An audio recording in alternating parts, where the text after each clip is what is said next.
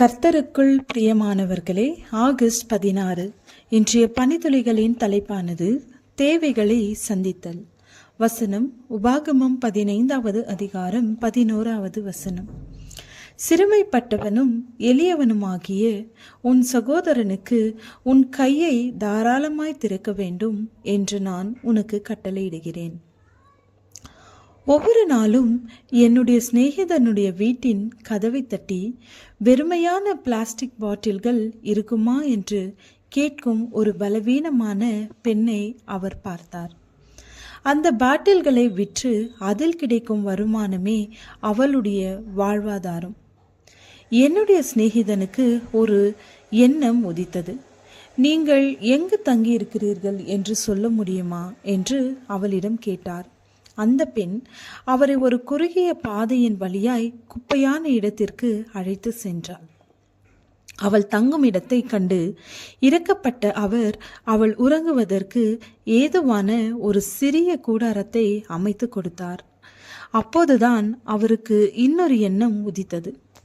அவர் ஆன்லைனில் பிரச்சாரம் செய்து ஸ்தல திருச்சபைகளோடு இணைந்து ஆதரவற்றவர்களுக்கு வீடு கட்டுவதற்கான இடத்தை ஒழுங்கு செய்தார்.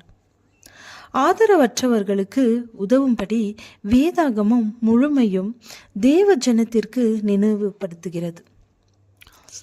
இஸ்ரவேலர்களை கானான் தேசத்திற்கு போவதற்கு ஆயத்த பண்ணும்படிக்கு தேவன் மோசேயிடம் பேசும்போது அவனுக்கு உன் கையை தாராளமாய் திறந்து அவனுடைய அவசர நிமித்தம் அவனுக்கு தேவையானதை கடன் கொடுப்பாயாக என்று உற்சாகப்படுத்துகிறார்.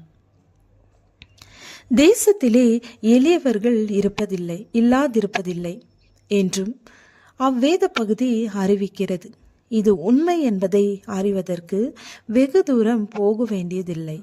உன் கையை தாராளமாய் திறக்க வேண்டும் என்று தேவன் இஸ்ரவேலரை அழைக்கிறார் என்றால் நாமும் தேவையிலுள்ளவர்களுக்கு உதவ வேண்டும். ஒவ்வொருவருக்கும் உணவு, தங்குமிடம் மற்றும் தண்ணீர் அவசியம். நம்மிடத்தில் அதிகம் இல்லை என்றாலும் மற்றவர்களுக்கு பகிர்ந்து கொள்வது இருக்கட்டும் அல்லது உடையை கொடுத்து உதவுவதா இருக்கட்டும், நம்மால் முடிந்த சிறிய உதவிகள் பெரிய மாற்றத்தை ஏற்படுத்தக்கூடும். இன்றைய தேவைகள் என்று நீங்கள் பார்த்து கேள்விப்பட்டவைகள் என்ன என்பதையும் அவைகளில் அவர்களுக்கு உங்களால் என்ன உதவி செய்ய முடியும் என்று யோசித்து பார்க்க வேண்டும்.